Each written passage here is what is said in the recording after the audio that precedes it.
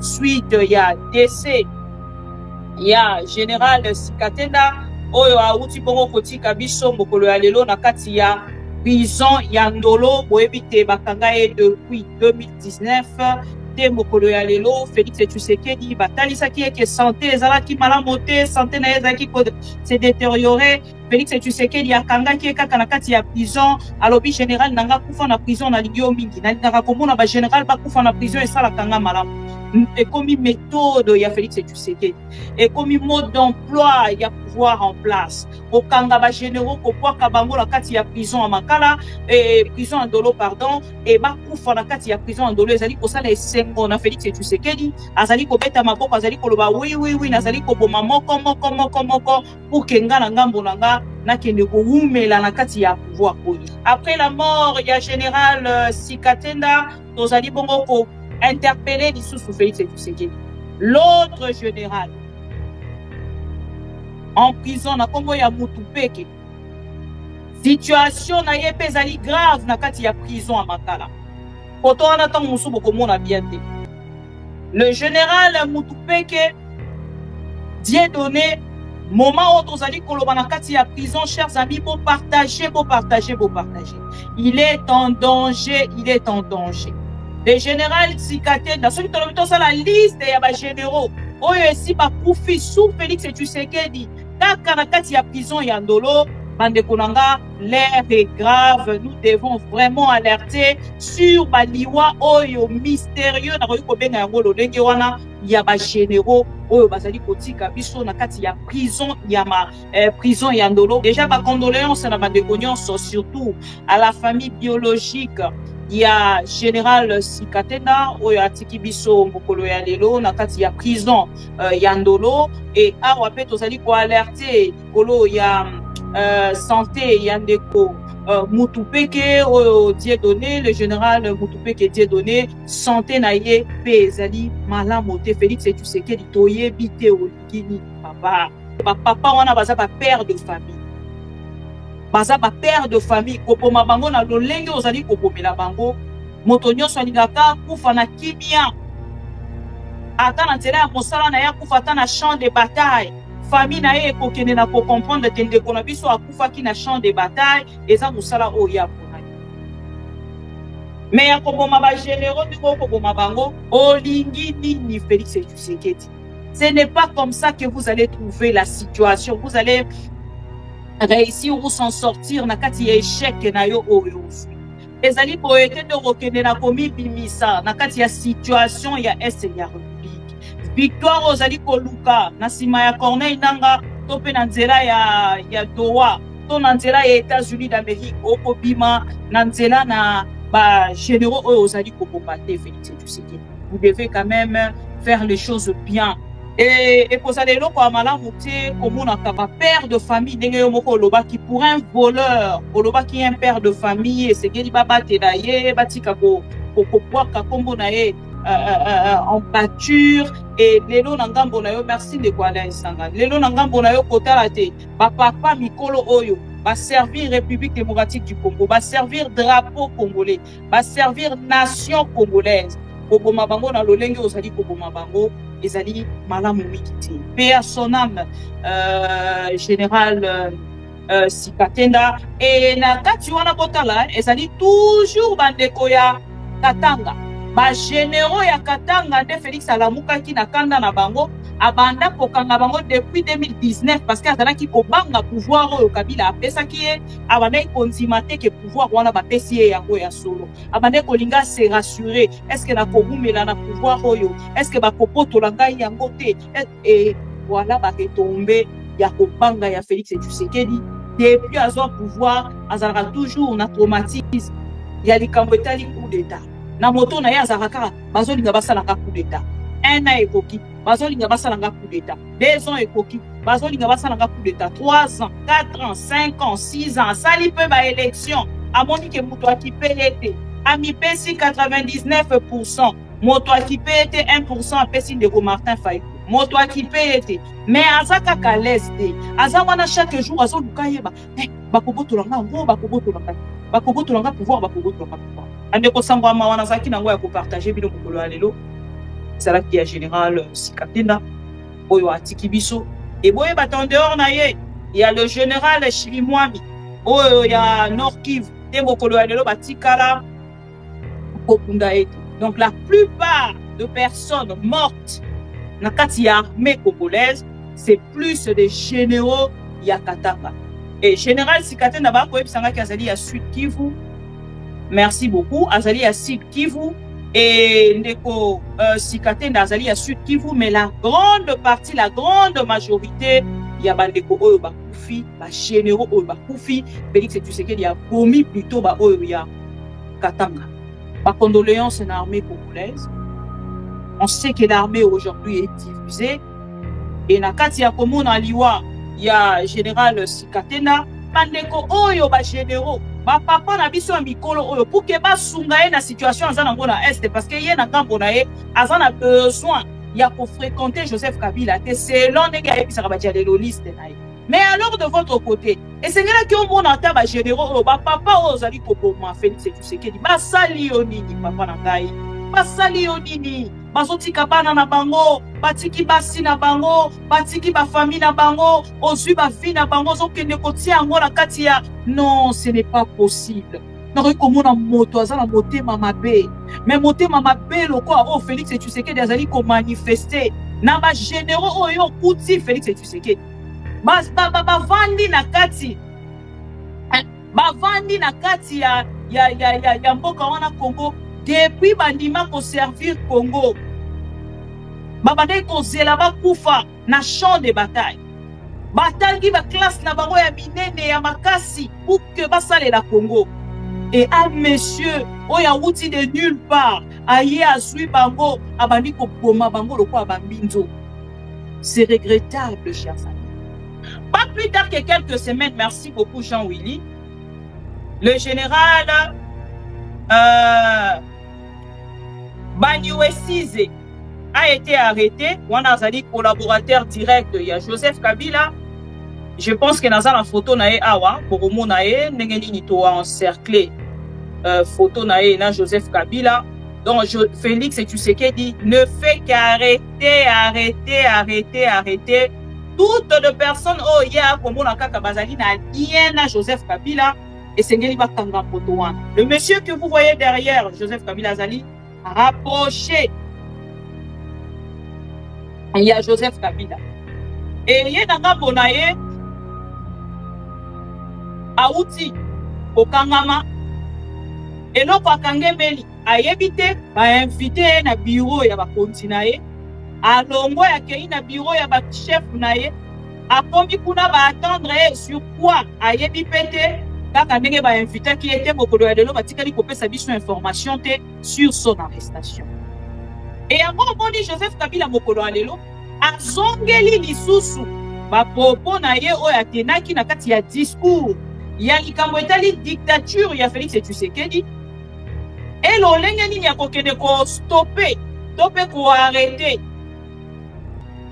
dictature ya Félix Tshisekedi, intolérance ya Félix Tshisekedi et la tyrannie oyo Félix Tshisekedi azali ko kende bongo ko exercer yango na kati ya pouvoir na ye.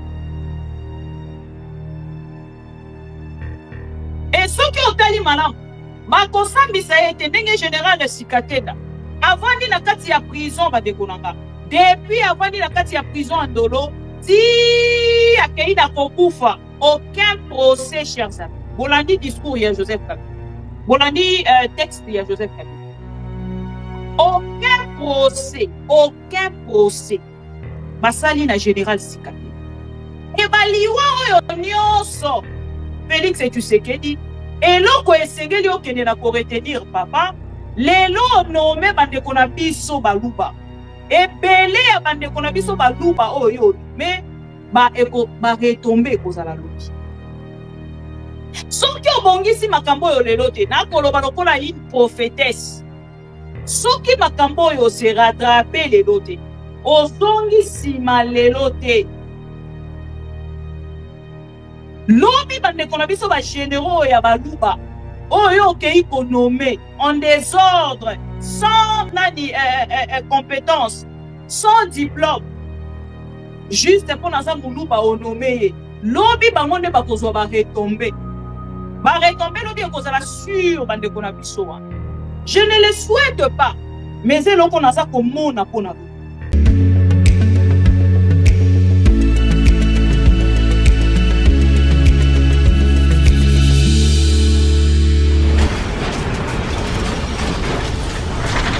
Ma Mission TV, le miroir du monde.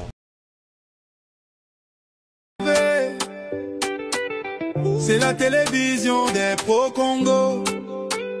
C'est la plateforme de tous les patriotes avec les infos à temps réel. Vérifié, vérifiable, sans trucage avec Maman Bibi Kapinga. La maman de tous les pro-Congo.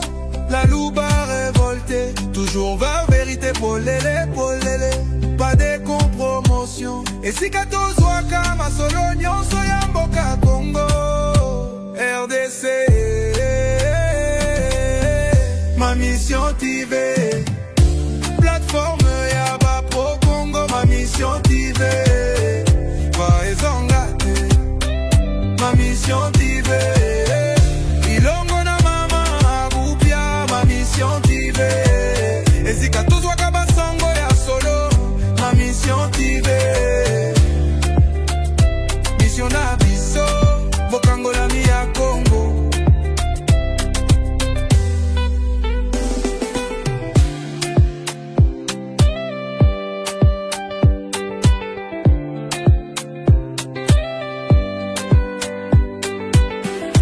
Mission na biso bokango la mi ya Congo.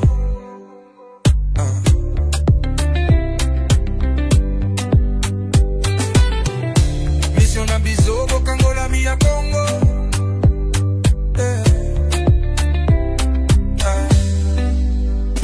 Mission na biso bokango la mi ya Congo.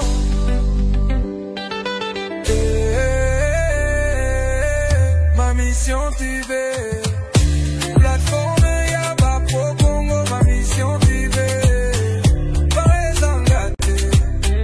Ma Mission TV, elongo na mama abupia. Ma Mission TV, esika tozwa kabasango ya solo.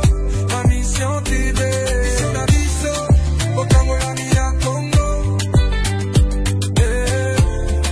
Bokango la mi ya Congo.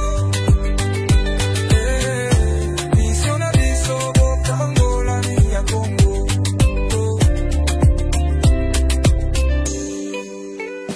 Mission na biso bokango la mi ya Congo.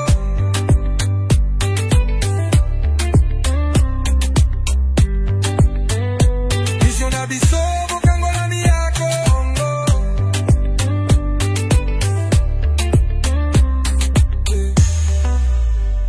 Mission na biso bokango la mi ya Congo.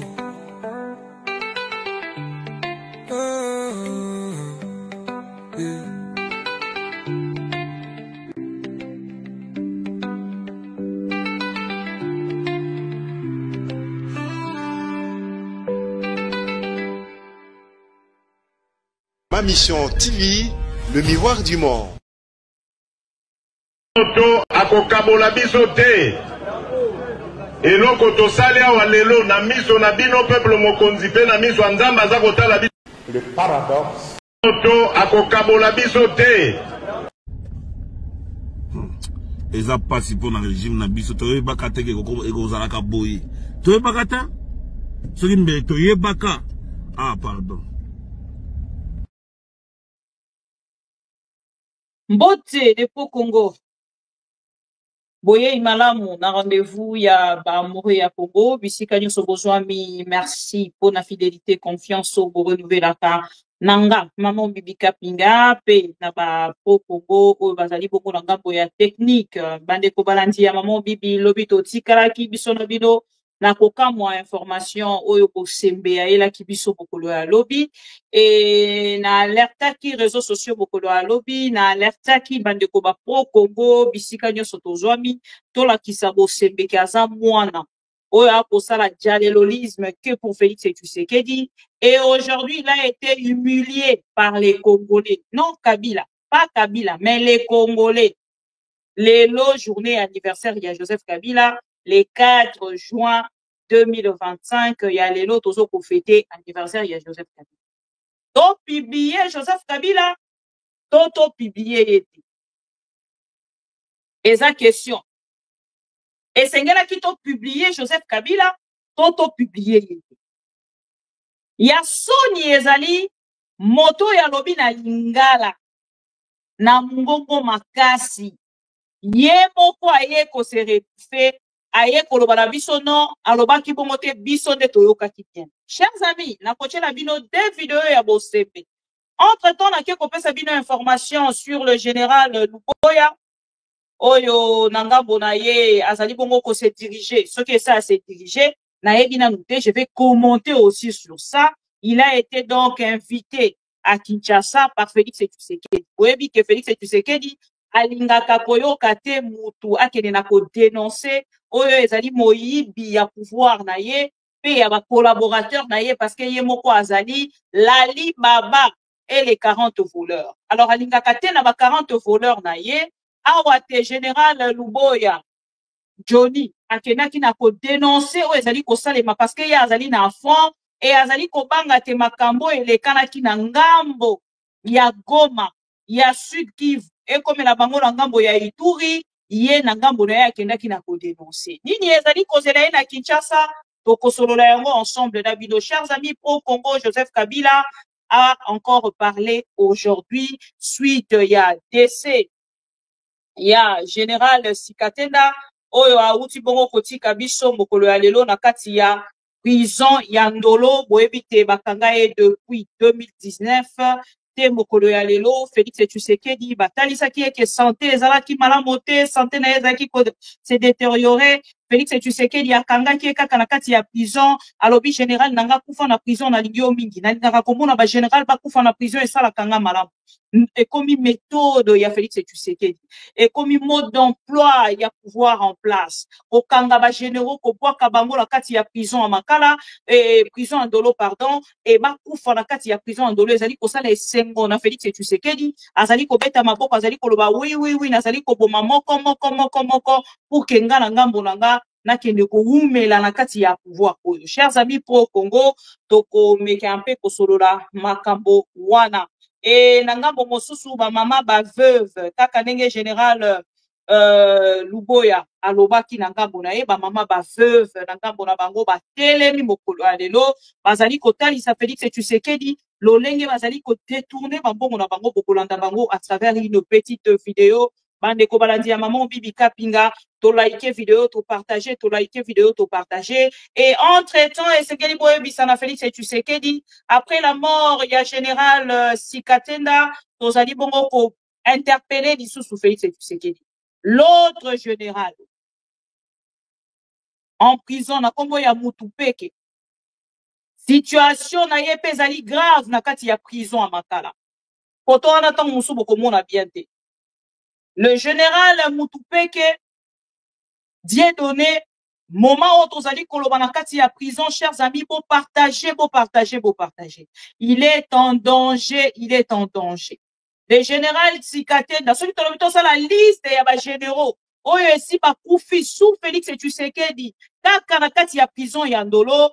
Bande konanga, l'air est grave. Nous devons vraiment alerter sur baliwa oyo mystérieux na koyi kobenga yango lolenge wana ya ba généraux oyo bazali kotika biso na kati ya prison ya prison ya Ndolo. Pour comprendre nga je suis civil, je parle très souvent na likambo ya prison ya Makala et pour comprendre nga ndenge nazali kopipite. Déjà ba condoléances na bande nyonso surtout à la famille biologique. Il y a général Sikatenda oyo atiki biso mokolo ya lelo na kati ya prison ya Ndolo et awa pe tozali ko alerter likolo ya santé ya ndeko Mutupeke oyo Dieudonné, le général Mutupeke Dieudonné santé na ye pe ezali malamu te. Félix Tshisekedi toyebi te olingi nini papa, olingi nini Félix Tshisekedi. Ce n'est pas comme ça que vous allez trouver la situation, vous allez réussir ou s'en sortir na kati ya échec na yo oyo uzwi ezali boyete de rokende na komi bimisa na kati ya situation ya est ya république victoire ozali koluka na sima ya Corneille Nanga to pe na nzela ya Doha, to na nzela ya États-Unis d'Amérique, okobima na nzela na ba généraux ozali ko combattre Félix Tshisekedi. Vous devez quand même faire les choses bien et kozala malamu mingi parce que ba papa wana baza ba père de famille. Baza ba père de famille koboma bango na lolenge ozali kobomela bango. Moto nyonso alingaka kufa na kimia. Ata na nzela ya mosala na ya kufa ata na champ de bataille. Famille na ye kokende na ko comprendre tende kona biso akufaki na champ de bataille eza mosala oyo ya ponaki. Mais ya koboma ba généraux ndiko koboma bango, pardon pour excuser nga. Qu'est-ce qui se passe? Tac tac tac. Bon, je ne sais pas mais bon. Micro nanga, les autres déconner, mais c'est pas grave. Voilà. Et pour ça, les gens comme malamu te komona kaba père de famille ndenge yo moko oloba qui pour un voleur, oloba qui est un père de famille et c'est geli baba te na ye batika ko boaka kombo na ye en pâture et lelo na ngambo na yo merci de quoi Alain Sangani. Lelo na ngambo na yo kotala te ba papa mikolo oyo va servir République démocratique du Congo, va servir drapeau congolais, va servir nation congolaise. Koboma bango na lolenge ozali koboma bango ezali malamu mingi te. Paix à son âme, général Sikatenda. Et na kati wana kotala ezali toujours bandeko ya Katanga. Ba généraux ya Katanga nde Félix alamukaki na kanda na bango abanda kokanga bango depuis 2019 parce que azalaki kobanga pouvoir oyo Kabila apesaki ye abandaki kondima te ke pouvoir wana bapesi ye yango ya solo abandaki kolinga se rassurer est-ce que na kowumela na pouvoir oyo est-ce que bakopotola ngai yango te et voilà baretombe ya kobanga ya Félix Tshisekedi depuis azwa pouvoir azalaka toujours na traumatisme ya likambo etali coup d'état. Na moto na ye azalaka bazolinga basalanga coup d'état. 1 an ekoki bazolinga basalanga coup d'état. 2 ans ekoki bazolinga basalanga coup d'état. 3 ans, 4 ans, 5 ans, 6 ans. Sali pe ba élection. Amoni ke moto akipe ete. Ami pesi 99%. Moto akipe ete 1% apesi ndeko Martin Fayulu. Moto akipe ete. Mais azaka ka lesde. Azawana chaque jour azoluka yeba. Bakobotolanga ngo bakobotolanga te. Bakobotolanga pouvoir bakobotolanga pouvoir. Andeko sangwa wana zaki nango ya ko partager bino mokolo ya lelo. Ezalaki ya général Sikatenda oyo atiki biso et boye baton dehors na ye il y a le général Chirimwami oyo ya Nord Kivu te mokolo ya lelo batikala kokunda ete. Donc la plupart de personnes mortes na kati ya armée congolaise c'est plus des généraux ya Katanga et général Sikatenda ba ko ebisanga ki azali ya Sud Kivu. Merci beaucoup. Azali ya Sud Kivu et ndeko Sikatenda azali ya Sud Kivu, mais la grande partie, la grande majorité, il y a bandeko oyo bakufi, ba généraux oyo bakufi, Félix Tshisekedi ya bomi plutôt ba oyo ya Katanga. Et lelo okotali sabino ndeko Dieudonné oyo santé na yepe ezali ko se détériorer na ngambo ya prison ya Ndolo. Espérons que Félix Tshisekedi fera quelque chose pour katika ba papa abato na ba ajo ba komina yango bakende ko se détériorer. Soki azalaki mayele alingaki tama mosusu kozwa même sagesse to pas intelligence pour utiliser expérience expertise ya bandeko oyo ba généraux ba papa na biso ya mikolo oyo pour que ba sunga ye na situation azana ngo na est parce que ye na ngambo na ye azana besoin ya ko fréquenter Joseph Kabila te selon ndenge ayebisaka ba dialelo liste na ye. Mais alors de votre côté et c'est là que on ata ba généraux ba papa ozali koboma Félix Tshisekedi ba sali yo nini papa na ngai basali yo nini bazotika bana na bango batiki basi na bango batiki ba famille na bango ozwi ba vie na bango zokende kotia yango na kati ya non ce n'est pas possible. Nori komona moto azala motema mabe mais motema mabe lokwa o Félix Tshisekedi azali ko manifester na ba généraux oyo kuti Félix Tshisekedi bavandi na kati bavandi na kati ya mboka wana Congo depuis bandima ko servir Congo babandai ko zela bakufa na champ de bataille batangi ba classe na bango ya minene ya makasi pour que basalela Congo et un monsieur oya wuti de nulle part aye azui bango abandi ko poma bango lokwa bambinzo.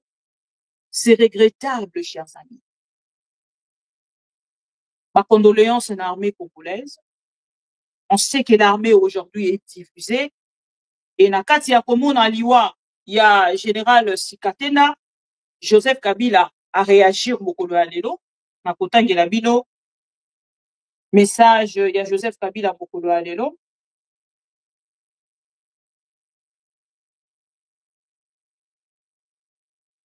Atangela bino message ya Joseph Kabila oyo aza ko s'adresser na ba Congolais mokolo ya lelo sur liwa ya général Sikatena. J'ai appris avec peine la mort du lieutenant général Sikatena Chabani. Je salue la mémoire de ces hauts officiers à la retraite, compagnons de lutte de Mouzé Laurent Désiré Kabila, âgé de 83 ans, qui m'a vu naître et m'a porté. Il a été arrêté et mis en détention depuis novembre 2024, sans procès jusqu'à succomber à la suite d'un mauvais traitement. Il fait désormais partie des nombreuses victimes de l'intolérance et de la tyrannie. Je présente mes condoléances à la famille de l'illustre disparu, aux compagnons d'armée de Mouzé Laurent Désiré Kabila, au FARDC et à toute la communauté Bembe. Paix et repos éternel à l'âme du général Joseph Kabila Kabange, président honoraire. Mokolo ya lelo, oyo ezali réaction ya Joseph Kabila sur la mort ya général Sikatena. Pas plus tard que quelques semaines, merci beaucoup Jean-Willy, le général Banyuesize a été arrêté. Wana azali collaborateur direct ya Joseph Kabila. Je pense que naza la photo nae awa, boromo nae, ndenge nini to encerclé photo nae na Joseph Kabila. Donc Félix Tshisekedi ne fait qu'arrêter toutes de personnes oh ya komona kaka bazali na lien na Joseph Kabila et sengeli bakanga poto wana. Le monsieur que vous voyez derrière Joseph Kabila azali rapproché. Il y a Joseph Kabila. Et il y a ngambo nae Aouti, Kokangama, et l'autre à Kangemeli, a évité, va inviter na bureau ya ba kontinae, a longo ya kei na bureau ya ba chef nae, a komi kuna ba attendre sur quoi, a yebi pete, kaka ndenge ba inviter qui était mokolo ya lelo, ba tikali kopesa biso information te sur son arrestation. Et à moi, dit Joseph Kabila mokolo ya lelo, a zongeli lisusu, ba propos nae o ya tenaki na kati ya discours, il y a likambo etali dictature ya Félix Tshisekedi et l'olenge nini ya kokende ko stopper ko arrêter dictature ya Félix Tshisekedi, intolérance ya Félix Tshisekedi et la tyrannie oyo Félix Tshisekedi azali kokende bongo ko exercer yango na kati ya pouvoir na ye. Et ceux qui ont tali malam bakosambisa ete ndenge général Sikatena avandi na kati ya prison badekonanga depuis avandi na kati ya prison Andolo ti akei na kokufa aucun procès chers amis. Bolandi discours ya Joseph Kabila, bolandi texte ya Joseph Kabila, aucun procès basali na général Sikatena e baliwa oyo nyonso Félix Tshisekedi eloko esengeli okende na ko retenir papa lelo nome bandeko na biso baluba ebele ya bandeko na biso baluba oyo me ba retombe ekozala lobi soki obongisi makambo oyo lelo te nakoloba lokola une prophétesse soki makambo oyo se rattrape lelo te ozongi nsima lelo te lobi bandeko na biso ba généraux ya baluba oyo okei konome en désordre sans compétence, sans diplôme, juste pour naza muluba onomé, lobby bangonde bakozwa ba retomber. Ba retomber lobby ekozala sur bande kona biso. Je ne le souhaite pas, mais c'est l'on a ça comme mon apona. Parce que le pouvoir de Félix Tshisekedi, ezande ko bebi sa réputation na biso baluba. Bon, eza même pas ko bebi sa. Et bebi si des réputation na biso baluba. Lobby tango Félix Tshisekedi a kozala na pouvoir te. Et kozala biso nde to kozala bongo ba victime. Parce que tango na lobaka baluba na mitia kanga moko. Na mitia kanga moko pona yebi ke ngape na kozala épargner te. On a mon rango déjà dans ma réaction. Ce qu'on critiquait, bon, les lots parce que baza les gens ensemble, peut-être va kolobate, mais lobby ezala qui sont qui, ba lobby li kambuko na ndeko Martin Fayulu au commenter, ba ko bisa longwa, yo posa mulubat, ndeko Félix Tshisekedi, makile gangi. Donc on va constater que même moi je ne serai pas épargné. Même si on m'appelle maman Bibi, la louba révoltée, la louba consciente, la louba boyée, lobby, je ne serai pas épargné. Et ça fait très mal. Il y a comme on a makambolo lengo to zali kumona le. Paix à son nom ou paix à leurs âmes parce qu'il a koufi mon côté, ba koufi epelé, paix aux âmes. Oyo to perdre na forces armées congolaises. Chers amis, pro Congo, wana to leki na sango ya mawa, tokei sikoyo na likambo ya Bosembe. Bosembe, non, avant qu'il y ait likambo Bosembe, bandeko ya décidé, bandeko ya lamuka, oh, bokomenta kilo. Maman Bibi, pourquoi tu dis que, bandeko to like vidéo, to partager s'il vous plaît. Ndeko Alain Sanga, bandeko nyonso boza connecté, ndeko Jean Willy, ndeko MK S Baraka, ndeko bandeko nyonso bozali connecté s'il vous plaît. Willy Lomoti, bandeko nyonso to like vidéo, to partager. Tant vous allez partager au lobby tozo kolanda maman Bibi la louba consciente, la louba révoltée, l'antivirus, na bakombo nyonso bobenga kanga, bopesi bandeko wana, oyebisie, landaka awa na ma mission TV okozoba information non dialéloliste. Awa na kati ya information na ina pesa bino, eza lobby tant on a commenté na lobby de Martin Fayulu à s'intégrer na kati ya union sucrée salée. Na moni bandeko ebele décidé na téléphone maman Bibi ndeko Martin Fayulu azosala ba consultation lokola kaka Kabila non lokola kaka Kabila te parce que Kabila a sali retraite amitié en retraite a kosala ba consultation na ye dans un coin o eza loin ya kozala pembe na Félix Tshisekedi déjà na butu to na moi na ndimi même pas na bandoto na bango baza ko se croiser mais ndeko Martin Fayulu ye moko asengaki alobi ndeko nanga ya mobali na ye na belela yo mingi oyambanga te lelo oyambanga e na ba na kati ya ba information to pe ba caméra ndeko pero luwa parce que ba information na ye utilisera yango lolenge wana akendaki na kotalisa biso te ndeko Martin Fayulu na ngambo na ye bamikutanelaki déjà parce que rapidité otomoni na kati ya information discours mbala moko oh non yaka lobi na koyamba yo tout ça naza disponible to comprendre que non ndeko na biso pero luwa ndazaki na moment na lobi kazaki déjà na kati ya union sucrée salée bandeko mosusu ya excité batomboki bakomelinga na privé moi aussi je ne suis pas d'accord avec Martin Fayulu mais tala ndenge lobi boye tout ça et tout boyo kasko information oyo bango moko bato ya IDPS balobi ngate bola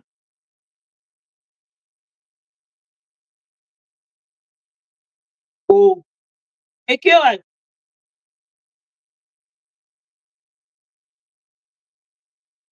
oh lolo bon boyo kayango to sepeli makasi lokola Martin Fayulu a comprendre que Congo il faut bakongomani bango moko bazwa décision makambo eza kosalama na Goma biso en tant que batshisekediste Martin Fayulu c'est un tshisekediste azwaki cours et pas un Tshisekedi wa Mulumba il devait seulement rejoindre son frère qui est le président de la République et d'ailleurs pona biso faci apesi même ata primature wana tokosepela maka ometela nanu Martin Fayulu maboko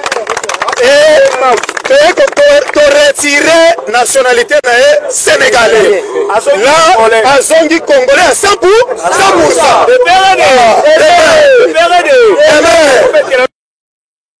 Voilà.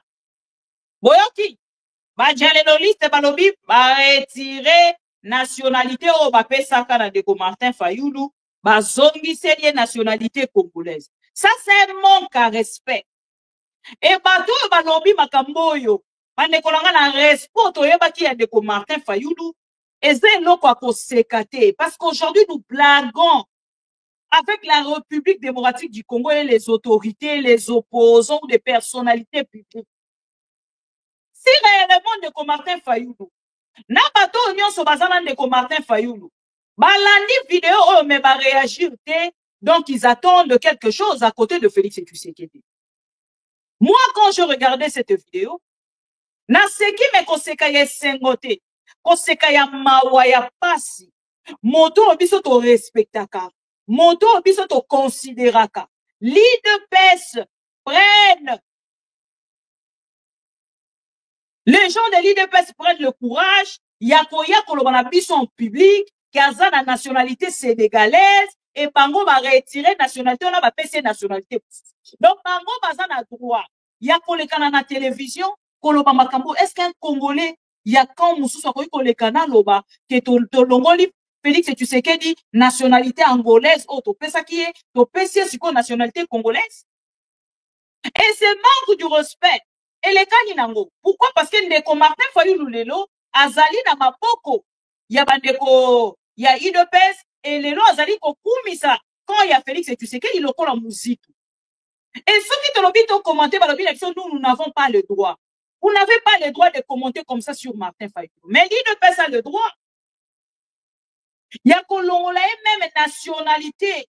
Oyo ya pundi nango pendant des années.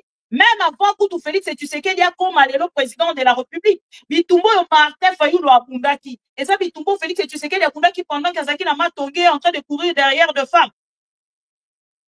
Na tembo na chivaso ya baneko kipe na mbango na ngambo ya nani ya mboka moni Belgique. Mais les lois, ils ont le droit et ont manqué respect dans de Martin Fayulu. Pourquoi? Parce que Martin Fayulu yemoko a pesi bango opportunité wana. Ngande konenge boyambi de Martin Fayulu, biso beto zota la bino kaka. Bonne chance na kati ya nouvelle relation oyo bobandi, plein de bonnes choses. Bande kona kokene na likambo ya ndeko Joseph Kabila, na lobaki lelo ezali anniversaire na ye. Biso ma mission TV toye kotalisa na bosembe depuis mokolo alobi totalisa ki etolobi bosembe alobaki na biso botanga kombo ya Joseph Kabila te. Biso ma mission TV to souhaiter joyeux anniversaire à Joseph Kabila Kabange et à sa jumelle Jeannette Kabila Kabange. Et bango mibale to pesi bango kaka oyo bosembe moko asalaki bango souwe. Bosemba sala bango souwe na kati ya souwe na ya lobani.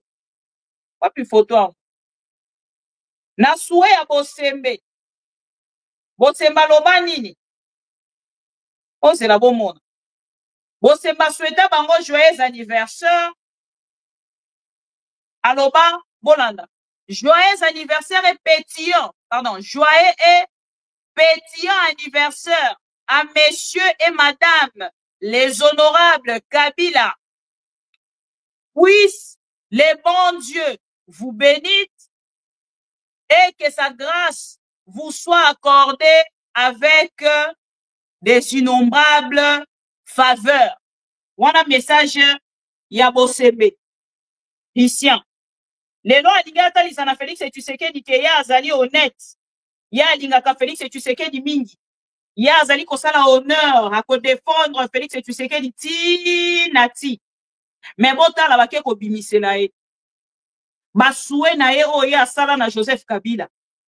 Na ebisa ki bino lobi awa même bosebetin kabiliste.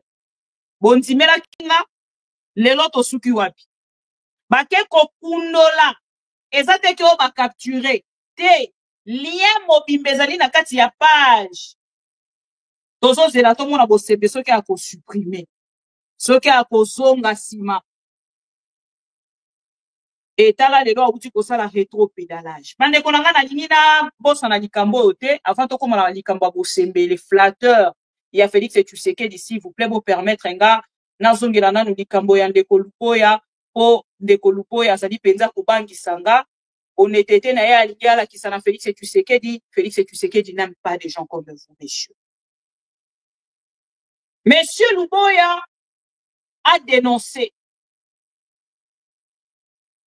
Monsieur Lupoya a dénoncé ce qui est vrai et ce qui est risquant pour la partie Ituri. Mais nangambo ya bato ya UDPS babandi déjà kofinga ye balobi makambo nyonso bango balingaki sur Monsieur Lupoya. Et Monsieur Lupoya aujourd'hui ye wana azali kokende na Kinshasa. Espérons qu'il y a kosuka lokola général Sikate date. Akosuka lokola général Chirimwamite. Akosuka lokola ba généraux nyonso Félix Tshisekedi alambi na kati ya nzungu na ye ya ndolote. Wana ezali opiso tozali kokanisa. Ce général a dénoncé lolenge bazali kobakisa ba liste fictive. Oyo bango bayebi te na este ya République. Pona kobimisa mbongo boko imaginer bandeko nanga liste de fois ekoki kozala liste ya 300 personnes mais Kinshasa etie 1200.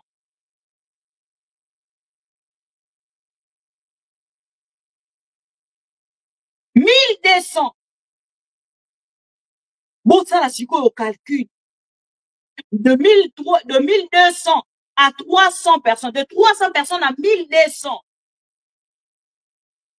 Et dans l'ikolo ya mutu na ye, de makambo eza kokweya.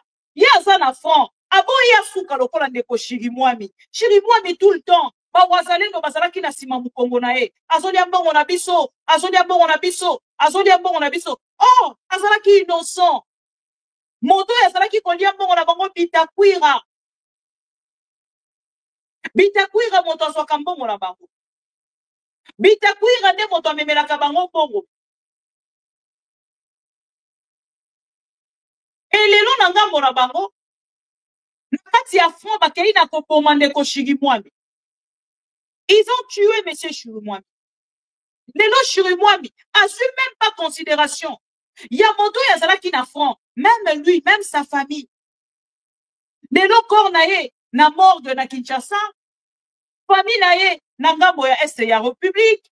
Boye bisanga bino moko, maman Marthe Kasal. Tomona tango kufelaka mobali. Ndenge nini olela.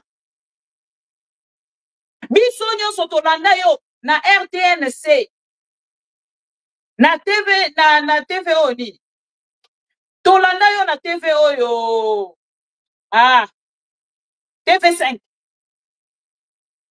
Et je pense que n'a pas manqué vidéo en a. N'a pas manqué vidéo en a. Tout le monde a eu un mozo kolela.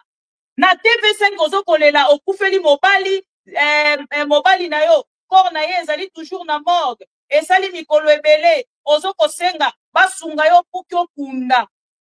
Mobali na yo. Vidéo. Le 1er février, il y a maintenant 6 mois que mon mari n'est pas encore enterré. C'est pour cela que je suis venu sur ce plateau pour faire appel à tout le monde qui connaît mon mari, l'ami, les parents et tout ce qui les connaît pour les faire sensibiliser et les faire comprendre ma douleur. Boyoki son et bibi bien pour la zone à retour té dans un écouteur té. Voilà. Mon mari est décédé le 1er février. Il y a maintenant 6 mois que mon mari n'est pas encore enterré.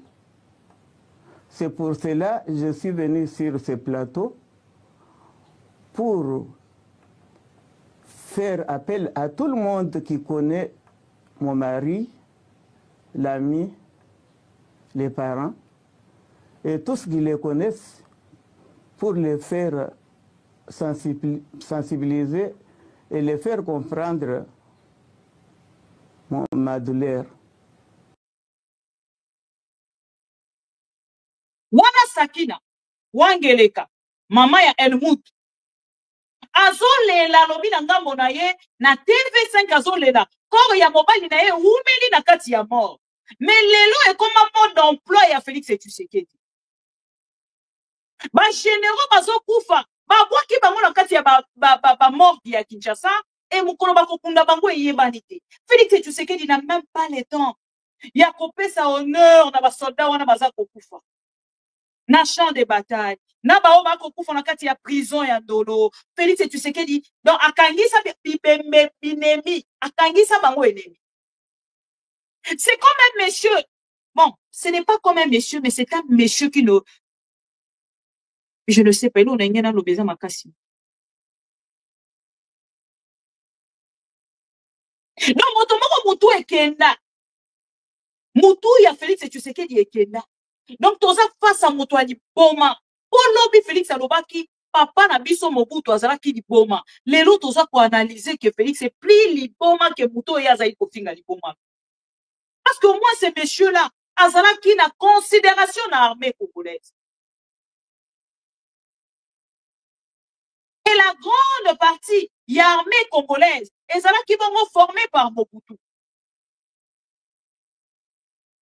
Donc, Félix et Lélo, Congolais, tombent à côté là. Bazo et Baté, ceux qui va benga dokier, ceux qui va benga démon, ceux qui va benga sorcier, va benga en français, na lingala, bazo et Baté.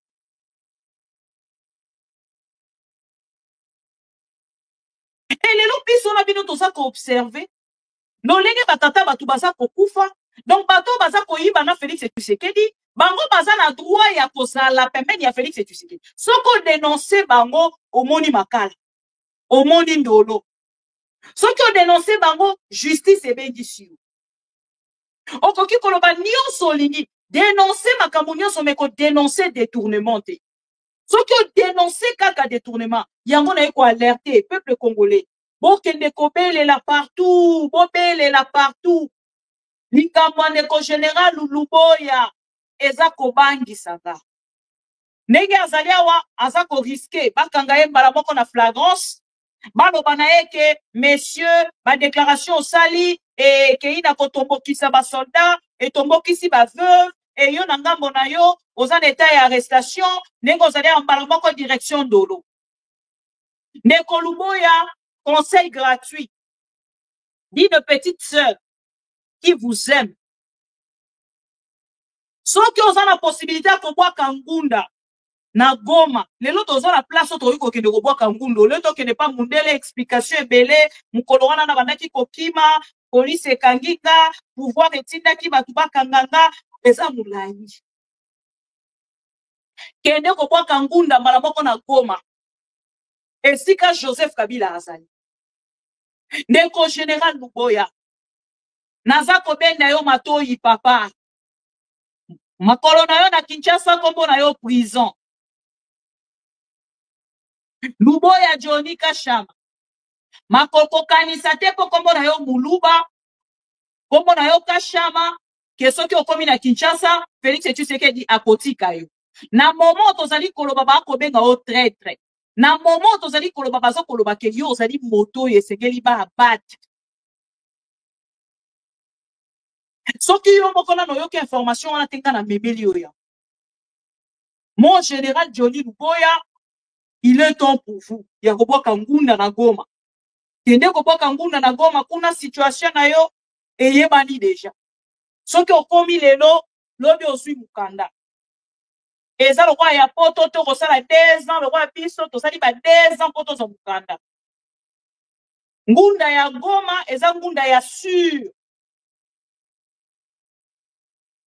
Avec moins de preuves. Osui malamoko mukanda donc 2 ans coûté.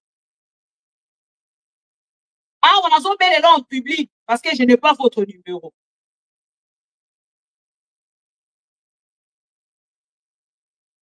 Je n'ai pas votre numéro.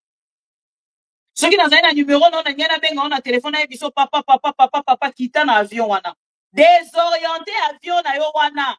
Kene okwa isanga ta na zamba moko na Goma. Okiti malamoko okotizam. Ok, you kuna bisi bango na yo koboka ngunda.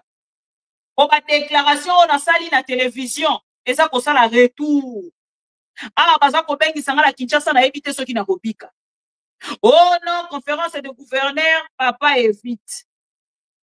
Bibi Kapinga vous interpelle. Bibi Kapinga alerte.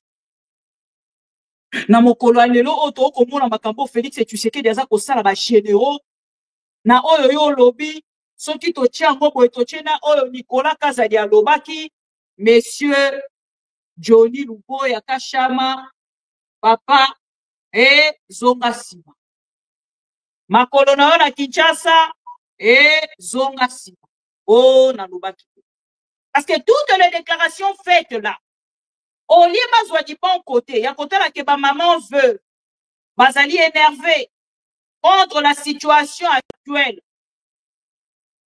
Il y a ma liste fictive oh bazali kokotisa na oh ezali bongo na bango ya kofuta bango na batuwana na oh mutamba différence ezali mbongo ba victime bozali kozwango boza kolia na basi na bino na bana na bino et bozali très à l'aise.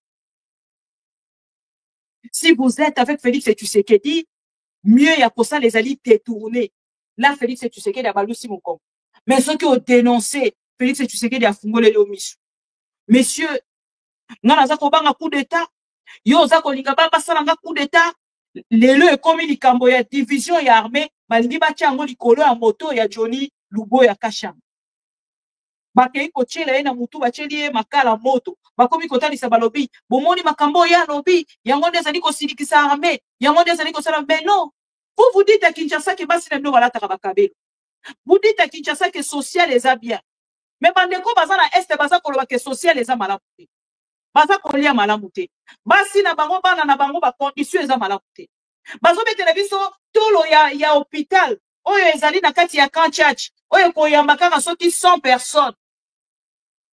Pendant ce temps, on a 24, comment on a combien? 26 provinces. Tous allés dans ma hôpital. Donc, les lots, tout comme on a tolo, et puis hôpital, wana, batongi, en gros, pour la garde républicaine.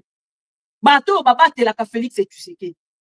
Et bato, wana, de basa ko bima, pour la défendre Félix et Tshisekedi. Bakomi, bato, ya IDPS. Au comme on est général. Oh, ya koloba kebiso toza politique. O tali ba propos na ya za ko tenir na télévision. Olobi non, le Congo est parti. Nenge toloba rapena que le pays est par terre, le pouvoir dans la rue. Tout à fait. Parce qu'un militaire ne peut pas parler comme ça. Un militaire formé ne peut pas parler comme ça. Et je doute fort. Quel obanabiso même que non, nenge azali wana papa mouze moto format kai. Non. Ce que là bien, un militaire de l'IDPS. J'ai dit, je pense que message wana et comme dans Ndeko Luboya et Ndeko Luboya nanga monae à kozwa oyo ezali information au biso to bisi. Ah ba maman, ma veuve, ba telemi nanga mbona bango, bazalaki nanga mbona bango ko dénoncer mokolo ya lelo, ba interpeller pe Félix et Tshisekedi à travers cette vidéo pour Rolanda Bango. Et Zali Biloko et Zali Kopesa Félix et Tshisekedi Kanda. Ya kolobake na ngambo na sengeli kaka. Abo Mandeko Luboya. Soki akomi Kinshasa. Bonjour papa. Comment na yo nani? Comment nga Chantal Chilomba Chaba. Ok, problème eza nini awa na kati ya Uvira? Problème ezali awa tolingi toyebisa yo oyebisa chef de l'état boye. Deuxième mois tozwa kimbongo, troisième mois tozwi mbongo, quatrième mois tozwi mbongo, cinquième mois pona ni tozwi mbongo te, toza bakimbizi, tokimi bitumba, kobima Nord Kivu makolo ti Bukavu, Bukavu tokoti Uvira, tozwa kimbongo na biso na secteur ya Uvira, siko ndenge nini ba mama babimi 4700 veuf ya droit. Vous réclamez combien de mois impayés? Sans on des a impayé to zimbongo te. Na ba veve msusu baza 5 mois, na ba veve Goma 5 mois bazimbongo te. Ok. Balingi babebisa lokumu ya président Tshisekedi. Bakotsele ba rebelle ndenge bakotseli ba rebelle na mboka. Jambo mama. Jambo sana baba. Jina yako nani? Jina langu Francine. Okay, probleme ni nini hapa? Tunaona mnafunga njia. Ni probleme hapa iko ka tatu nje kwa hapa. Kuko grupe litoka Beni, Butembo. Banakia fata maneno ya makuta yabo ya baveve. Wapi? Hapa Uvira. Hapa Uvira. Kufika hapa makuta hakuna. Kaa babukavu. Babukavu makuta inatoka kufika ya 5 mois chine na sote. Tuko ina sote ya on a 4 mois tulipata. Ya 3 mois jana. Na controle ilifanyika hapa.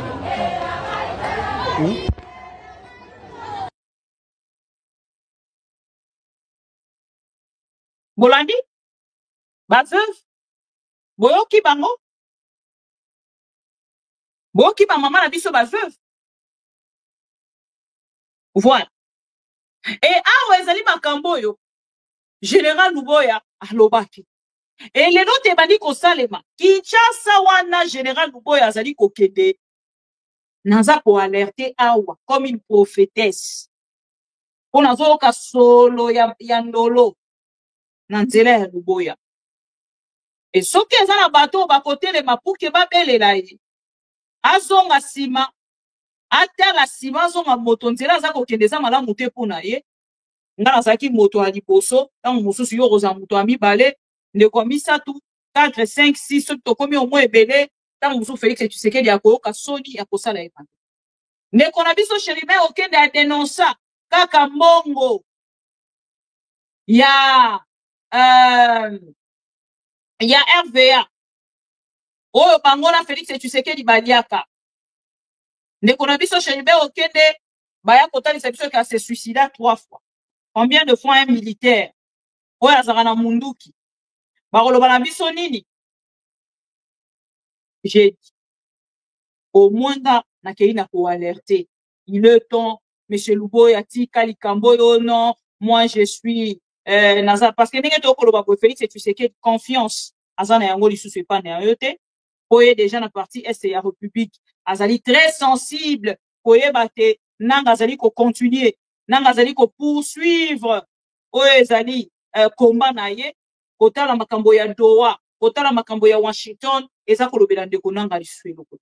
Alors ye nanga bona etanga kotala yo telemi olobi bongo donc pona bango esi okoti en contact na nanga ozoko luka déjà ndenge nini ya kolongwa yango bandi wana pukola kisa bandanga que tu es ensemble avec eux.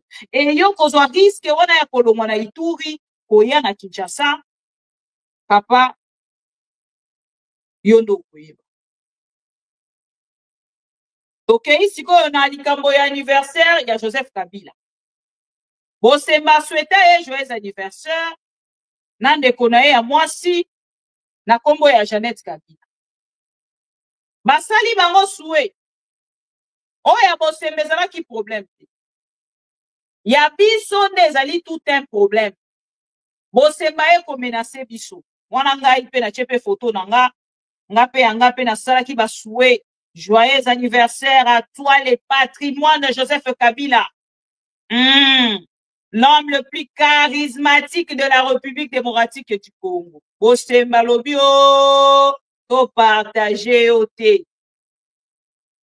Mais biso to suivre message wana lokola lobi na biso nde to partager en désordre pour ton anniversaire. A publier ya bosembe pe yango yo. Wapi ya bosembe? Ya bosembe pe yango wana batu nyonso pe lelo barele oyo ya bosembe eleki ekeye ezongi tusei. Bosembe moto ya lobaki na biso bandeko boka lingala bozawa esengo eza na ngambo na nga koyeba te bosembe lobaki yango na lingala. Je me rêve vraiment que tous les Congolais conscients oyo bolandaka lingala bandeko to like vidéo to partager. Like vidéo partager. Partager le ndeko oyo yebi alobaka lingala koleka mama Bibi Kapina. Partager le yebi sebo to za na besoin kaka o interpréter makambo ndeko bosemba lobaki à travers cette vidéo. Lobinga ona yoka ki bosemba lobi to interdire na moto nyonso kotanga kombo ya Joseph Kabila kotanga kombo ya PPRD kolobela makambo ya PPRD koyamba batu ya PPR o nga na yoka ki lobia Et lelo bosemba sali une vidéo. On a reconnu que l'on a biso net aux amis qu'on désinformé. Maneko, nazoya vraiment la vidéo pour que biso na bino de quoi là sanga merci beaucoup. J'espère que nous autres makasi siko hein. Nous autres vraiment ça makasi parce que nous autres tous on a besoin na eux. Courage et bonne guérison. Maneko nanga bosembe oyo kaka lobi 24 heures après bandeko nanga. Kombo nyonso eza kombo akusaka de la tête. Même si bino que c'est l'ancien chef de l'État, il a fait 18 ans na pouvoir. Bosemba lobi kombo na lobi lokola nguba na ebisa kibino ayaki kosala buzz. Na moni ndeko Yves Buya lobi esengeli yeba samba na ndeko bosembe parce qu'il a commis kosakane la média congolais. Moi j'encourage ndeko na biso Yves Buya et na ko soutenir combat na yo wana azali kosala parce que ezali na intérêt ya ba média congolais nyonso.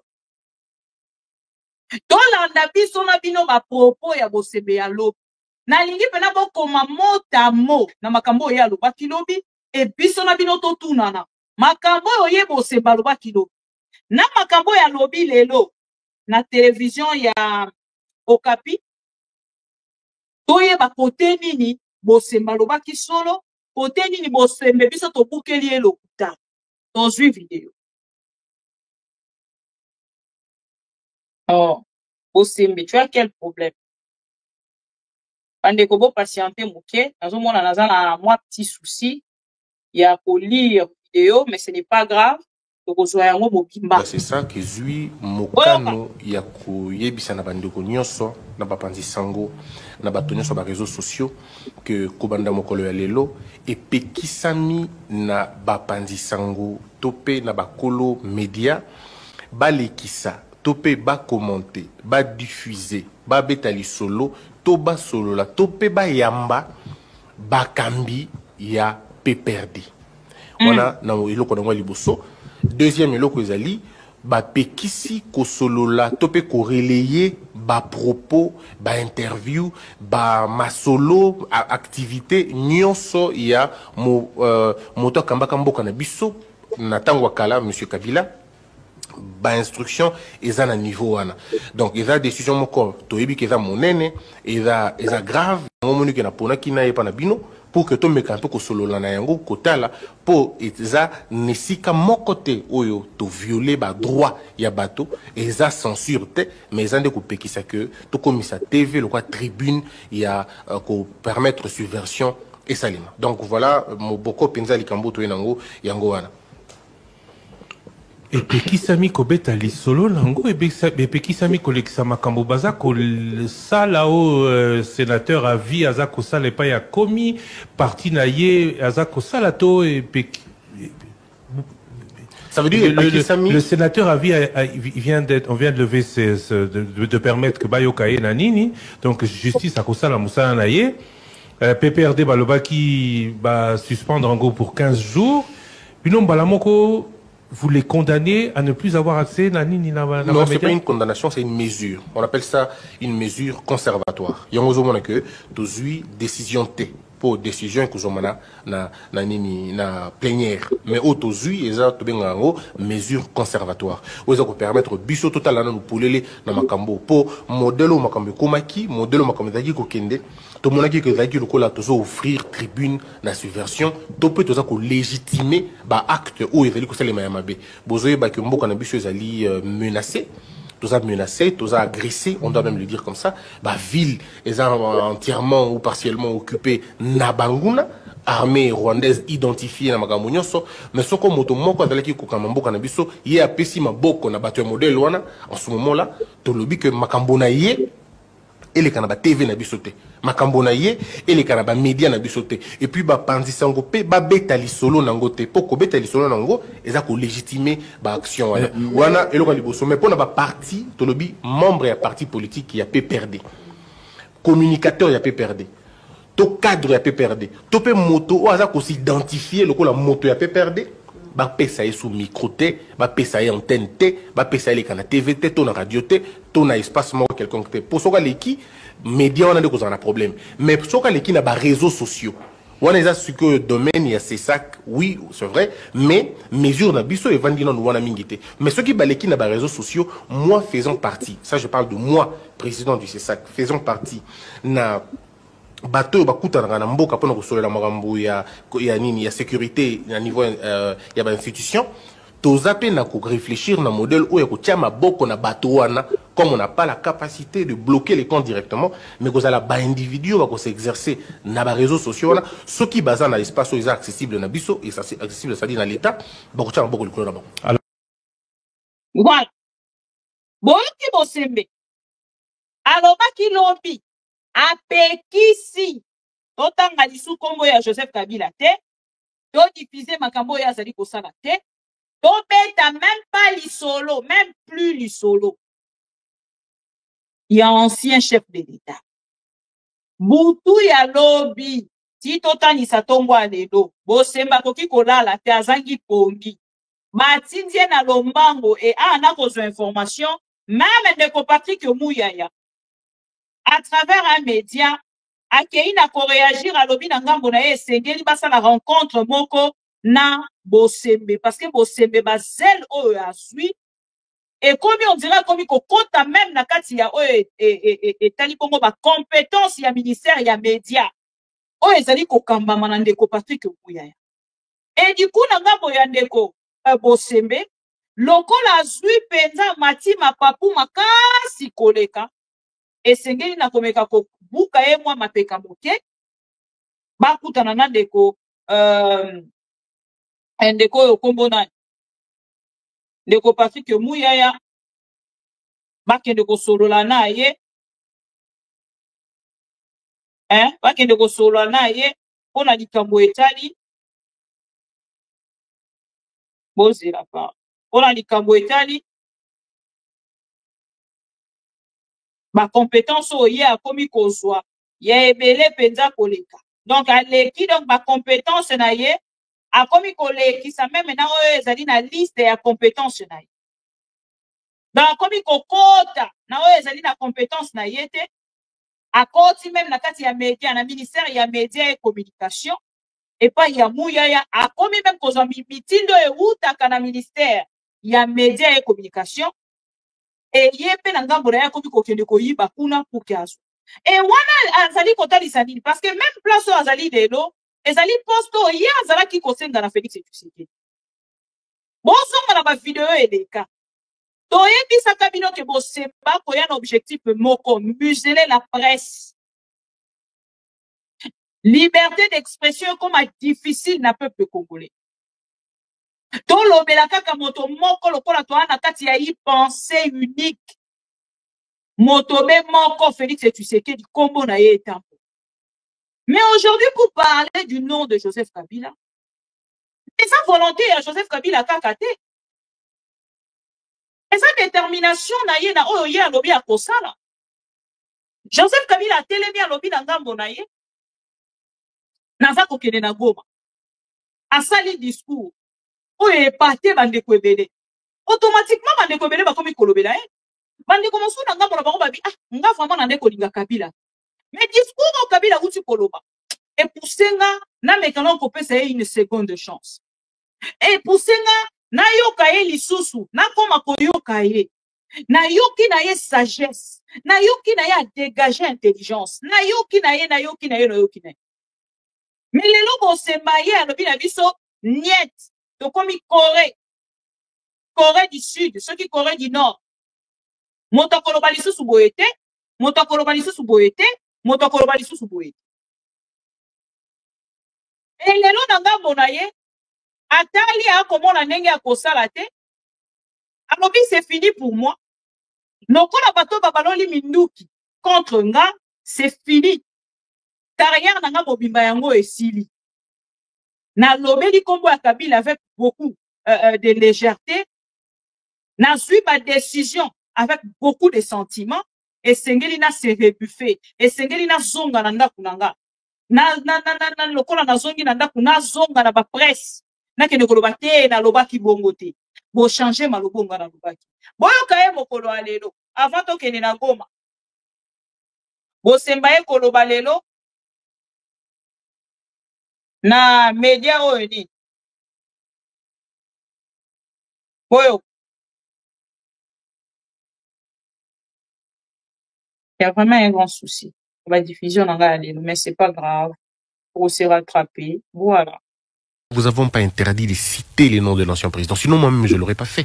Citez les noms de M. Kabila, réfléchissez comme vous pouvez, défendez les bonnes causes comme vous pouvez. Ce que nous défendons, c'est l'apologie du crime. Monsieur Innocent Olenga, ne tombez pas dans le piège de ceux qui veulent manipuler l'information. Ils veulent tordre le sens de ce que je dis. Je n'ai pas dit qu'il ne fallait pas citer les noms de Kabila. Je n'ai pas dit qu'il ne fallait pas citer, il ne fallait pas réfléchir sur M. Kabila. J'ai simplement dit qu'il faut abolir dans notre esprit l'idée de l'apologie du crime. C'est tout ce qu'on a dit. Il faut éviter l'apologie du crime. Il faut éviter la banalisation de ce qui se passe à l'est de la République. Quand vous dites expressément, il faut vous interdisez de diffuser les informations. Nous interdisons de diffuser ces manifestations. Diffuser ses interviews, diffuser ses réflexions. Lui, M. Kabila, la personne, il faut ne pas le faire. Mais les autres peuvent le faire. Les Congolais peuvent le faire. Et nous avons dit, les membres du PPRD, le cadre du PPRD, en tant que membres du PPRD, ne peuvent pas passer puisque leur parti est suspendu. En Allemagne, les membres du parti nazi ne peuvent pas passer dans un média allemand. En Russie, le membre du parti, un monsieur qu'on appelle Alexis, il faut que les gens se cultivent, n'a pas eu droit à la parole pendant un moment. On va dire non, la Russie, ce n'est pas un pays démocratique. Mais Donald Trump, lui qui n'a même pas été traité de rebelle, mais puisque Donald Trump avait intentionnellement laissé les gens détruire le Capitole, mais Donald Trump a été banni par certains médias. Donc le problème ici, il faut prendre la gravité de la question. Otapata, ouais, petit Bosembe. Tu es un petit monsieur. Moi, nanangai Bosembe. Moi, nanangai ongana formé. Nanda kunanga ma mission TV. Na PC Maloba. Bisika linga kia kufa na RTG a Pius Mwabilu. Salaire à malonga te. Ma mission TV est carburant, et carburant, et carburant. Et puis c'est bima. Opposons moi dada moko kuna na poto a kosunga yo. Garçon.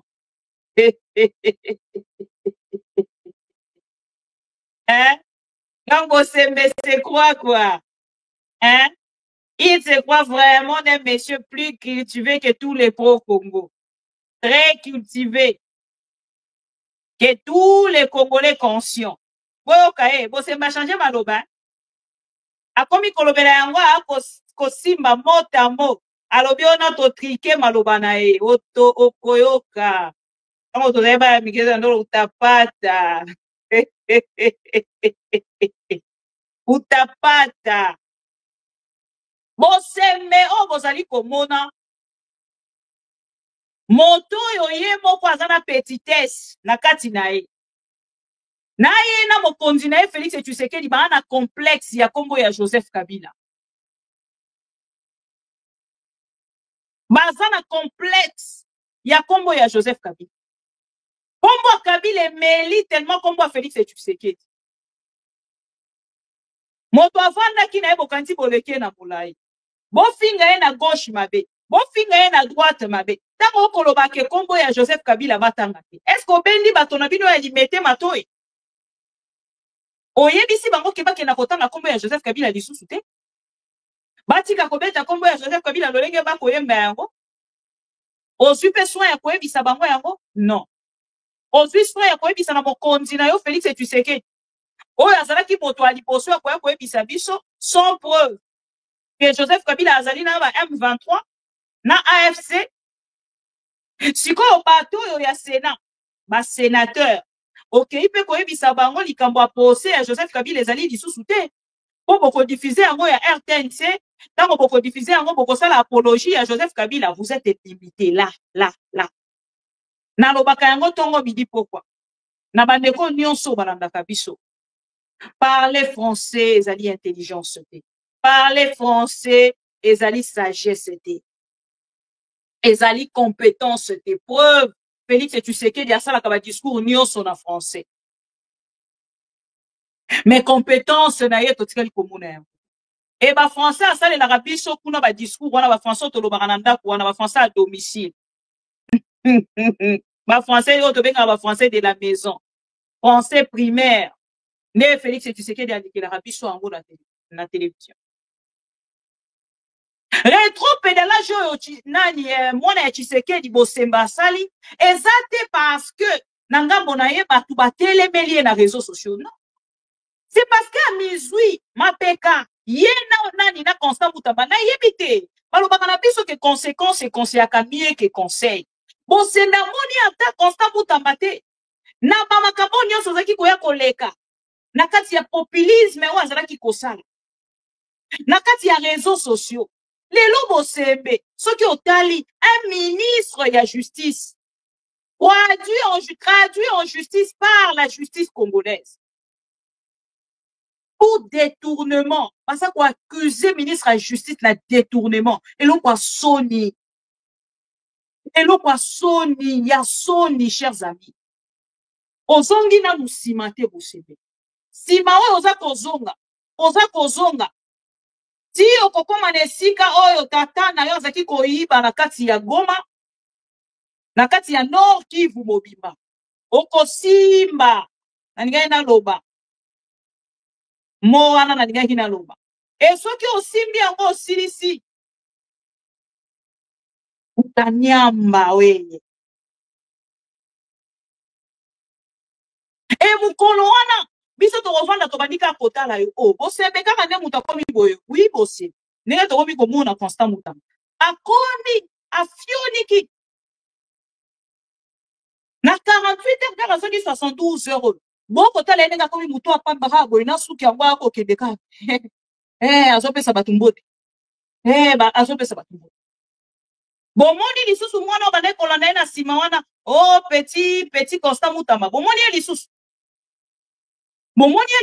bino bato bolingaka dialelo lise.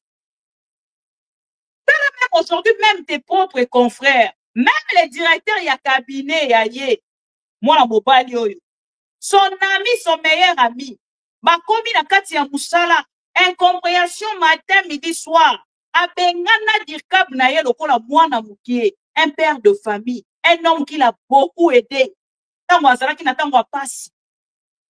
Tango aza komata ba moto pour kolekana na ma mission TV. Ce monsieur-là l'a aidé. Lui a aidé toute sa vie. Il doit beaucoup à ce monsieur-là. Maintenant, on va qu'on travaille. Il y a kanisa qui envoie keli keleba. A komi kuna bengi si ba camarade nyonso ba komi kuna ba kei kwa komi kotala ye. Ndenge akokamba siko ba cause la compétence na ye ça. Il y a komi obino bozo travailler. Kaka lokola Félix. Ils ne font qu'accuser les autres. Oh, bien, vous travaillez. Bon, ils ont travaillé l'année. Depuis que vous êtes là, c'est ça. Vous travaillez sur quoi?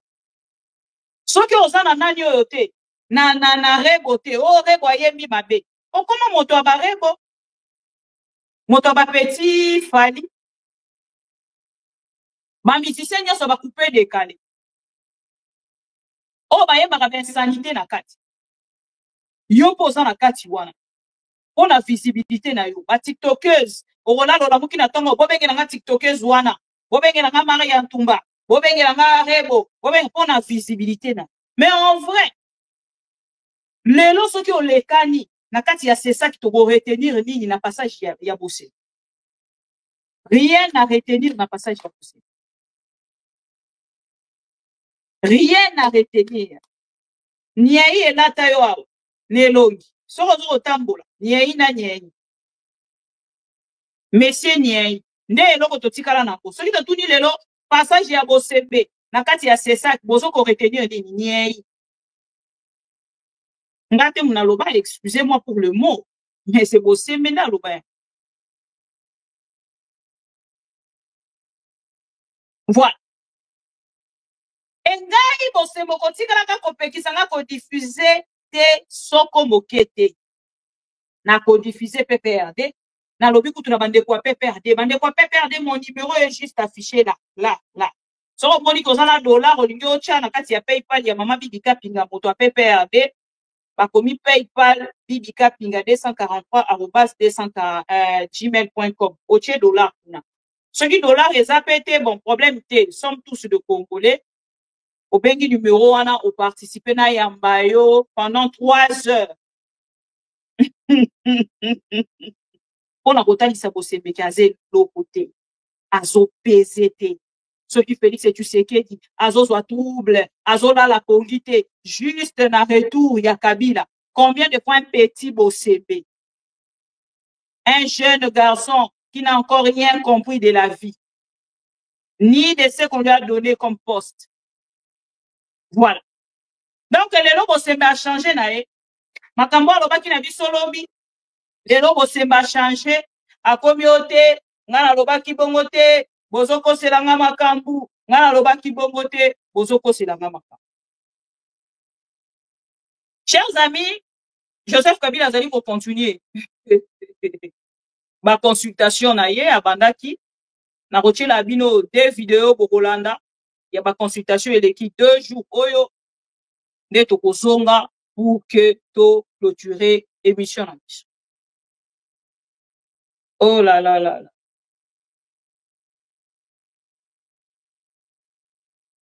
Dans un problème, il y a diffusion à ma vidéo, mokolo alelo. Je ne sais pas ce qui se passe réellement. Pour Lukato et Bayango. Mais na robundalanga mbolanga pour que to kokisa nyonso o to bandaki ensemble na bilan. Voilà. Vidéo à mokolo alobi, il y a ma consultation. Oui, monsieur le journaliste, aujourd'hui est un jour heureux, car depuis le message vibrant, le discours vibrant de l'autorité du président honoraire, sénateur à vie, sur l'état de la nation, nous, de la diaspora, avons suivi ces messages avec beaucoup d'attention et beaucoup d'intérêt. Et de ces faits, nous ne sommes pas restés inertes suite à cette décision et à ce message. Nous avons décidé de nous rendre à Goma, là où il y a le fièvre de la situation qui prédomine aujourd'hui, la souffrance du peuple congolais, afin que de Goma, nous puissions exposer cela au président honoraire, le président Joseph Kabila Kabange, le sénateur à vie. Notre message, nous de la diaspora, était clair. C'était un message très clair et subtil. Nous sommes venus demander la libération totale de la nation. Car la souffrance qui prédomine aujourd'hui la République démocratique du Congo étant énorme. Mais nous avons rencontré la sagesse. Là où la fougue de la jeunesse, la fougue de la population, la détermination était de terminer et de tout de suite en finir, nous avons senti une sagesse qui nous appelait à la retenue et à la paix. Et rien d'autre que la paix. Cherchons la paix, unissons la nation et la cohésion nationale. C'est tout ce que je peux retenir aujourd'hui du message. Alors que nous avons été vibrants. Mais le message nous a amenés à la douceur et à la paix. Et à partir de Goma, nous parlons de la paix. Rien d'autre que la paix de la nation. La paix de la République démocratique du Congo dans son entièreté. Et nous demandons à chaque Congolais, où qu'il soit, qui pense à la paix, qui pense à la cohésion, c'est la seule boussole qui anime le peuple congolais. Je vous remercie. Vous êtes venu... Kwa nini umekuja kuonana na Rais mstaafu Joseph Kabila?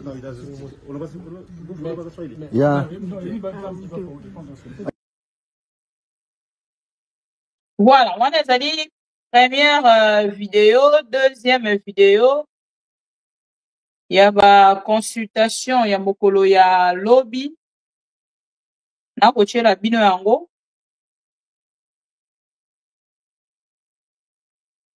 Ok, bolanda.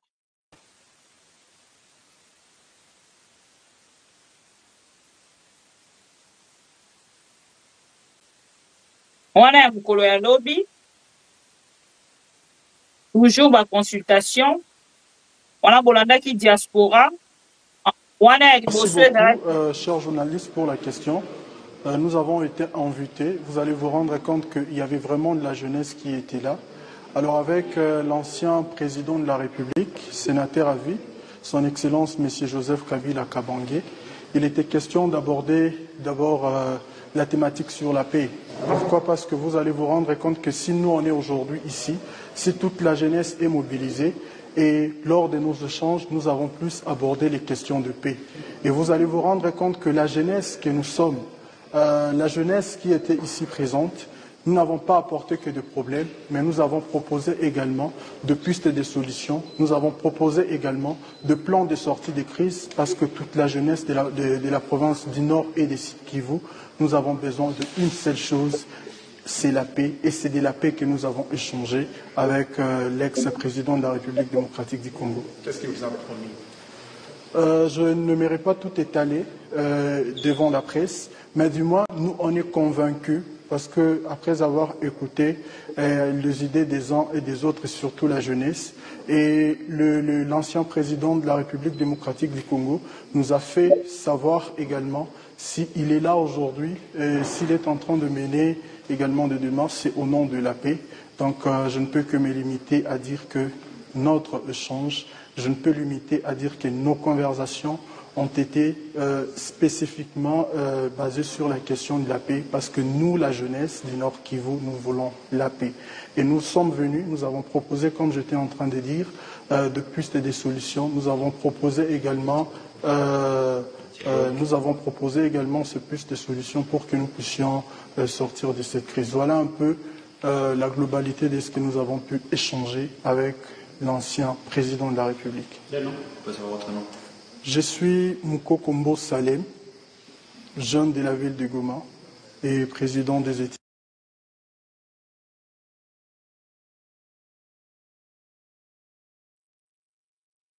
Voilà. Cher ami pour Congo, pour la remise de Joseph Kabila, lobby ayambaki ba jeunesse, ayambaki diaspora, dernièrement ayambaki ba maman, ayambaki association, yamba activiste, ayambaki ba société civile, ba de la société civile, asa pour continuer ba autobengi ba consultation na. Ne komora tuninga Serge Kabombo soki azalaka toujours na kati ya CESAC. Wana photo tout na bosembe tant mosusu esa longola mais est-ce que azali na force wana question mark. Alors chers amis pour Congo nazalaki wana pour kopesa bino information surtout pour ndeko Luboya Kashama Johnny oyo azali bongo kokende na Kinshasa na alerté pour na likambo na ye na sali par nanga oyo etikali bino bosa atalisi bino ba consultation à Joseph Kabila pe na atalisi bino lolenge bosembe auti bongo kozonga sima na makambo oyo ye moko alobaki na kati ya réseaux sociaux et boyoki. Donc c'est un pardon en miniature ou voilé pour comprendre ye azali na obligation à kosala dialelolisme. Il y a une seule personne au Tobengi Félix Tshisekedi et nanga monaye azali ko continuer kosala dialelolisme pona Félix Tshisekedi. Amandeko nyonso kolanda biso oh namoni ndeko moko atinenga mabibi namoni ozo publier lisusu nani ya ndeko Fabien Kouswanika te ezali bongo le 12 juillet tokozala wana na ngambo ya Belgique natalisaki bino à travers l'affiche oyo ndeko Fabien Kouswanika apesaki biso. J'ai un petit souci avec mon laptop ozomona ke na sima nanga naza kosalela fond nanga ya bureau te naza na problème na laptop nanga bisika biloko nyonso ezalaka na kati yango nazali na photo wana te donc nakozwa yango nakomema yango na nani na biso ya sika mpona kokende kotia mpona bandeko ntango mosusu bayebi te na bandeko mpe boyebi bocontinue kopartage information. Ndeko Fabien Kouswanika akozala na soirée de gala e oyo tobengi mawanga e kuna na kati ya gala mawanga nde esika kokokende kozwa kopesa contribution mpona bana na biso ya mawanga mpona kosunga bango malnutrition basusi ebele oyo bazali na yango à travers cette soirée e biso na bino tokotia loboko na poche yango babaki tobanda yango na kati ya réservation na numéro ya compte bancaire oyo ezali bongo affiché na télévision ya ndeko na biso Fabien Kouswanika mais lobby to après lobby tokobongisa po ke bomona photo wana Donc, machine na biso principale et plantaki, biloko na biso nyonso ezali bloqué, yango bomoni, même bavar ya kala penza tozana yango te, malheureusement. Ndeko Fabien ayebi ndenge mosalo elekaka, donc botia songi te, na bisika oyo songi ezali bienvenu, ezali le bienvenu.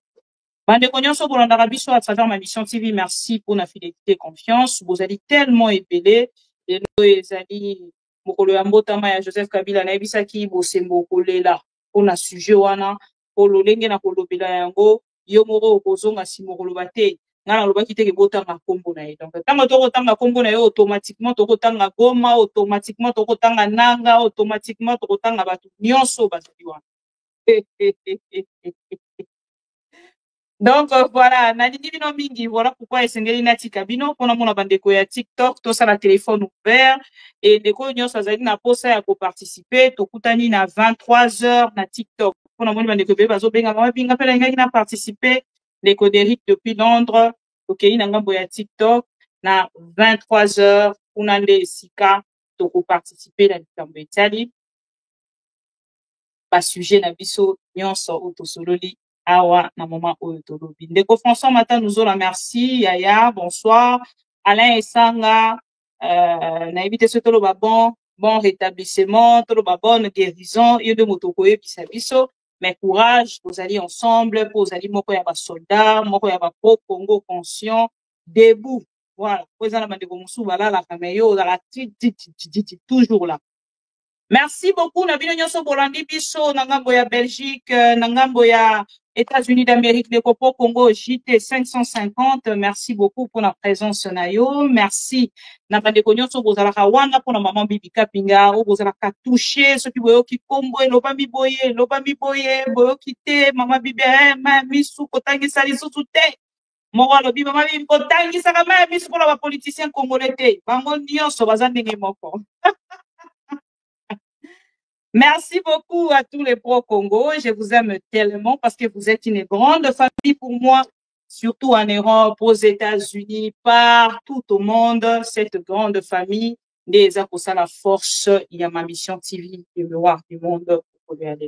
Babundisa, Batonga, Bapanza, Basaraboye, Bisotozaka, Wana, na Kongo ya Nzambe, kwa saka biso grâce. Oya salinde kona biso Alain Esanga grâce ya kobima na salle d'op na loba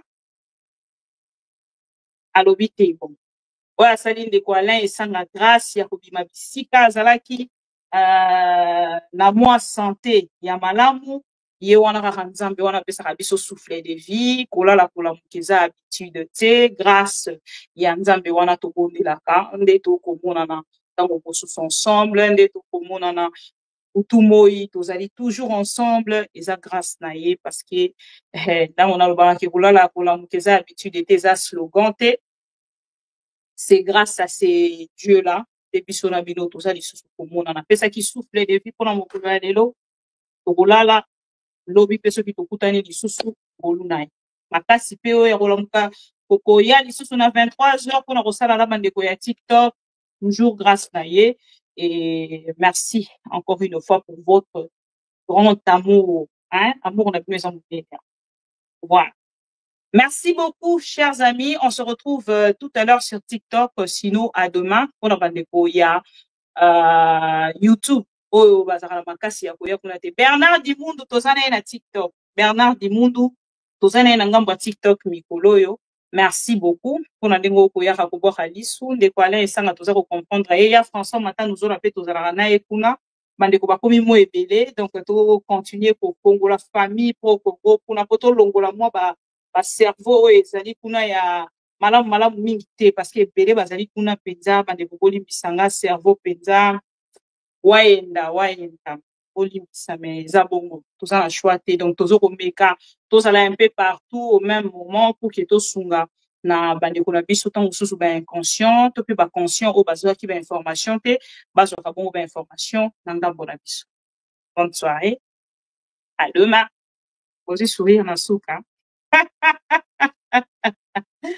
Au revoir, je vous aime beaucoup. To liker vidéo avant to bima, to liker vidéo, to partager, to liker vidéo, to partager. Bonne soirée. Ma mission TV, c'est la télévision des pro-Congo. C'est la plateforme de tous les patriotes avec les infos à temps réel. Vérifié, vérifiable, sans trucage avec maman Bibi Kapinga. La maman de tous les pro-Congo. La louba révoltée, toujours va vérité pour l'élé, pas de compromotion. Et si kato zwaka ma solo nyonso ya mboka Congo RDC. Ma mission TV, plateforme ya ba pro Congo. Ma mission TV, pa ezonga te. Ma mission TV, ilongo na mama abupia. Ma mission TV, ezika tozwa kabasango ya solo. Ma mission TV, mission na biso bokangola mi ya Congo.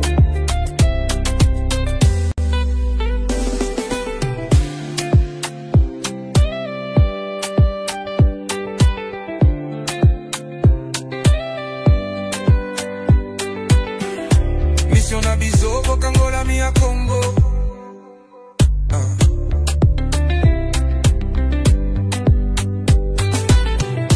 Mission na biso bokangola mi ya Congo.